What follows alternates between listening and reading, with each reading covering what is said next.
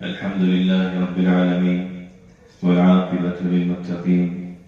والصلاة والسلام على سيدنا ونبينا محمد وعلى آله وصحبه أجمعين. اللهم أرنا الحق حقا وارزقنا اتباعه وأرنا الباطل باطلا وارزقنا اجتنابه. سبحانك لا علم لنا إلا ما علمتنا إنك أنت العليم الحكيم. أعوذ بالله من الشيطان الرجيم. وما خلقت الجن والإنس إلا ليعبدون. وقال الله تبارك وتعالى قد أفلح من تزكى. صدق الله العظيم. قال النبي صلى الله عليه وسلم كن في الدنيا كأنك غريب أو عابر سبيل. وقال عليه الصلاة والسلام اغتنم خمسا قبل خمس، شبابك قبل هرمك، وغناءك قبل فقرك، وفراغك قبل شغلك، وصحتك قبل مرضك، وحياتك قبل موتك، أو كما قال عليه الصلاة والسلام. الحمد للہ رب العالمین. تمام تعریفیں اللہ رب العالمین کے لیے ہیں. اللہ تبارک و تعالیٰ کے فضل و کرم سے، اس کی توفیق سے اور اللہ رب العالمین کی بے پناہ نعمتوں کے ساتھ آج ہم اس مبارک گھڑی میں اللہ رب العالمین کے گھر میں حاضر ہوئے ہیں. اللہ رب العالمین ہماری تمام اعمال صالحہ کو اپنی بارگاہ میں قبول فرما اور ہمیں دین اسلام پر استقامت عطا فرما. اللہ تبارک و تعالی نے ہماری کامیابی اور آنے والے قیامت تک کے لوگوں کی کامیابی اپنی بندگی میں رکھی کہ پیدا ہی اس لیے کیا وما خلقت الجن والانس الا ليعبدون. اور بندگی کا طریقہ نبی کریم صلی اللہ علیہ وسلم نے ہمیں رہنمائی دی، عمل کر کے سکھایا کہ یہ اللہ رب العالمین کے کلام اور آپ علیہ السلام کی اسوہ حسنہ کہ اس پر چل کر اللہ رب العالمین ہمارے سے راضی ہوں گے اور دنیا آخرت کی کامیابی کا ذریعہ بنے گی. اللہ تبارک و تعالی نے آپ علیہ السلام کو جوامع الکلم عطا فرمائے کہ ایسے بہترین الفاظ، ایسے بہترین انداز، الفاظ کے ساتھ وہ انداز، وہ پر اثر کہ جس کے اندر معنی کا گہرا سمندر ہے، جس کے اندر فہم ہے، جس کے اندر ہدایت ہے، رہنمائی ہے، کامیابی کا ذریعہ ہے. بظاہر وہ مختصر الفاظ ہیں لیکن اس کے اندر مکمل ضابطہ حیات ہے، مکمل زندگی گزارنے کا طریقہ ہے. آپ علیہ السلام نے ایک موقع پر نصیحت کرتے ہوئے فرمایا کہ دنیا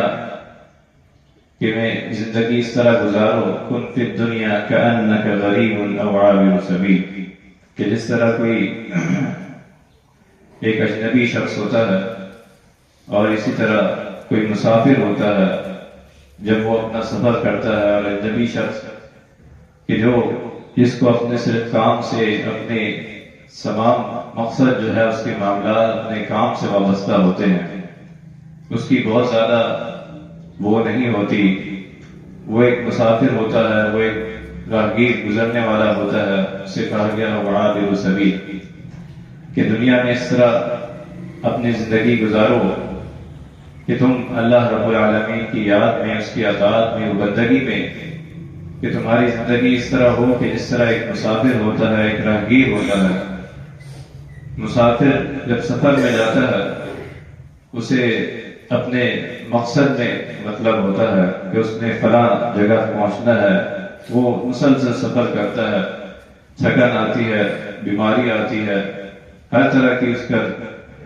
سکون بھی کبھی آ گیا اور مشکلات بھی آتی ہیں، تھکاوٹ آتی ہے. لیکن ان تمام، چاہے اسے سہولتیں آئیں، چاہے اسے پریشانیاں آئیں، اس کا مقصود یہ ہوتا ہے اس مسافر کا کہ وہ منزل تک کسی طرح پہنچ جائے. اور ایک بندہ مومن کی منزل جو ہے وہ اللہ رب العالمین کی رضا ہے، اس کی اطاعت ہے، اس کی فرما برداری ہے کہ اللہ تبارک و تعالیٰ کے پاس جائیں. فرمایا فمن زحزح عن النار وادخل الجنة فقد فاز، کہ جو بچا لیا گیا جہنم کی آگ سے اور جنت میں داخل کر دیا گیا، وہی کامیاب ہے۔ فقد فاز وما الحیاۃ الدنیا الا متاع الغرور، اور دنیا کی زندگی جو ہے وہ ایک دھوکہ ہے۔ تو یہ آپ علیہ الصلوۃ والسلام کی مختصر ترین کلیم جوامع الکلم، اور دوسری حدیث میں فرمایا کہ 5 چیزوں سے پہلے غنیمت جانو، کہ وہ چیز جو انسان کو اللہ رب العالمین نے دی ہے اسے غنیمت جانو، اس پر تصرف کرتے ہوئے اللہ رب العالمین کا شکر ادا کرو، اور تصرف اس طرح کرو جس طرح اللہ رب العالمین نے بتایا ہے۔ فرمایا شبابک قبل حرمک، جو اللہ رب العالمین نے طاقت دی ہے، جوانی دی ہے، اسے غنیمت جانو، اس سے پہلے کہ بڑھاپا آ جائے، اس سے پہلے کہ بیماریاں آ جائیں، اس سے پہلے کہ کوئی اور وہ آ جائے عمر کا حصہ،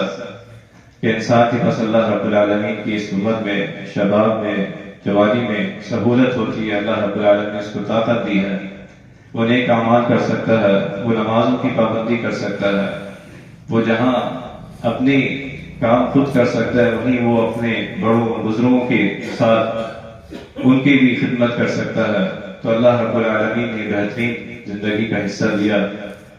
آپ صلی اللہ علیہ وسلم نے فرمایا کہ اسے غنیمت جانو، اس میں اللہ رب العالمین کی جتنی رضا، جتنی خدمت انسانیت کی کر سکو اسے غنیمت جانو۔ پھر فرمایا کہ وہ وقت تمہیں جو اللہ رب العالمین نے دیا ہے اس سے غنیمت جانو کہ وہ مشغولیت میں ہو جائے، کہ تمہارے پاس عبادت کے لیے فرصت نہ ہو، تمہارے پاس اور اپنی خدمت کے لیے، فلاح انسانیت کے لیے تمہارے پاس وقت نہ ہو، تو اپنے فارغ وقت کو جو ہے وہ غنیمت جانو، اس میں جتنے اللہ رب العالمین کا ذکر، اس کی تسبیح اور اس کی رضا اپنی زبان سے، اپنے عمل سے، کہ ایسا نہ ہو کہ ایک ایسا وقت آئے کہ تمہیں بالکل وقت نہ ملے اپنی مشغولیت میں۔ پھر اسی طرح تیسری چیز فرمائی کہ اللہ رب العالمین نے جو مال دیا ہے اس مال کو بھی غنیمت جانو، اس سے پہلے کہ وہ مال جو ہے وہ ختم ہو جائے۔ اللہ رب العالمین نے جو مال دیا ہے تم غنی ہو، اس مال کا بہترین انداز سے اس کا تصرف کرو اللہ کے راستے میں، کہ جو اپنے ہاتھ سے دیا ہوا مال ہے اس کی الگ ہی اللہ رب العالمین کے ہاں قدر ہے، منزلت ہے۔ تو فرمایا کہ جو اللہ رب العالمین نے مال دیا ہے اسے بھی غنیمت جانو، اس سے پہلے کہ کوئی فقر آ جائے،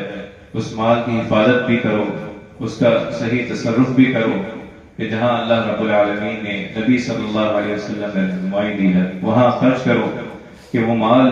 صدقہ جاریہ ہے، وہ مال خرچ کیا ہوا اللہ کے راستے میں دیا ہوا قرض حسنہ ہے، کہ اللہ رب العالمین نے فرمایا من ذا الذی یقرض اللہ قرضا حسنا، کون جو ہے اللہ رب العالمین کو قرض حسنہ دے کہ وہ بڑھتا جائے گا اور آخرت میں اس کا اللہ رب العالمین کے یہاں بے پناہ۔ دوسری جگہ فرمایا کہ مثل الذین ينفقون اموالهم فی سبیل اللہ کمثل حبة انبتت 7 سنابل فی کل سنبلة 100 حبہ، کہ اللہ کے راستے میں خرچ کرنے کی مثال ایسی ہے کہ جس طرح 700 گنا، ایک باری 700 گنا، اس سے بڑھ کر واللہ یضاعف لمن یشاء، کہ اللہ رب العالمین جتنا چاہے اسے بڑھا چڑھا کر اس کا بہترین صلہ عطا فرمائے، واللہ یضاعف لمن یشاء۔ اور حقیقتاً جو چیز اللہ رب العالمین کے لیے دی ہوئی ہے اسی کے راستے میں خرچ کرنا وہی اللہ رب العالمین کو پسند ہے، محبوب ہے۔ تو اللہ کی رضا کے لیے اپنے حال سے دیا ہوا صدقہ جاریہ جو بھی انسان کرے، انفاق فی سبیل اللہ، مستحب، نفل، اللہ رب العالمین کے ہاں وہ بہترین اس کی جزا ہے، بہترین عمل بدل ہے۔ پھر چوتھی نصیحت کرتے ہوئے آپ صلی اللہ علیہ وسلم نے فرمایا وَصِحَّتَكَ قَبْلَ مَرَضِكَ، اور اپنی بیماری کے آنے سے پہلے اپنی صحت والی زندگی کو غنیمت جانو، کہ یہ زندگی جو اللہ رب العالمین نے صحت دی ہے اس میں اللہ رب العالمین کی عبادت کر سکتے ہو، سجدہ کر سکتے ہو، دیگر عبادات کر سکتے ہو، کہ اگر بیماری آ جائے تو وہ عبادت اس طرح نہیں ہو سکتی جس طرح انسان صحت کے زمانے میں اللہ رب العالمین کی عبادت کر سکتا ہے، خدمت کر سکتا ہے، جو بھی اللہ کے راستے کے کام ہیں۔ اور پھر چوتھی چیز آپ صلی اللہ علیہ وسلم نے فرمائی وَحَيَاتَكَ قَبْلَ مَوْتِكَ، اور اپنی زندگی کو جو ہے موت کے آنے سے پہلے اس کو غنیمت جانو کہ زندگی اللہ رب العالمین نے جو دی ہے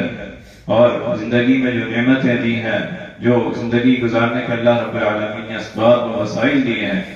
اسے غنیمت جانو اس سے پہلے کہ وہ مہلت ختم ہو جائے، اس سے پہلے کہ بلاوا آ جائے اور تمہارا جو نامہ اعمال کا عمل کا سلسلہ ہے وہ ختم ہو جائے۔ وَلَا تَمُوتُنَّ إِلَّا وَأَنْتُمْ مُسْلِمُونَ، کہ یہاں تک کہ تم اللہ رب العالمین کی عبادت کرو، اس کی بندگی کرو کہ تمہیں موت آ جائے۔ وَاعْبُدْ رَبَّكَ حَتَّىٰ يَأْتِيَكَ الْيَقِينُ۔ تو آپ صلی اللہ علیہ وسلم کے اس حدیث میں یہ 5 رہنمائیاں اور دیگر دوسری حدیث میں یہ جوامع الکلم ہے، بہترین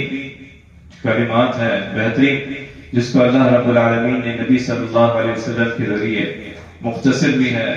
اور معنی کا اس کے اندر سمندر ہے، اور عمل کے لیے اللہ رب العالمین کے رسول صلی اللہ علیہ وسلم نے ہمیں رہنمائی دی، اس میں ہماری کامیابی ہے۔ اور ان 5 باتوں کے اندر دیکھا جائے پوری زندگی کا ہمارا ہر حصہ جو ہے وہ اس 5 باتوں کے اندر آ رہا ہے۔ اللہ تبارک و تعالیٰ سے دعا ہے کہ جو کچھ سنا ہے اس پر عمل کرنے کی توفیق عطا فرما۔ اللہ رب العالمین ہماری زندگیوں کو نبی کریم صلی اللہ علیہ وسلم کی سنت کے مطابق بنا دے۔ وآخر دعوانا الحمد للہ رب العالمین۔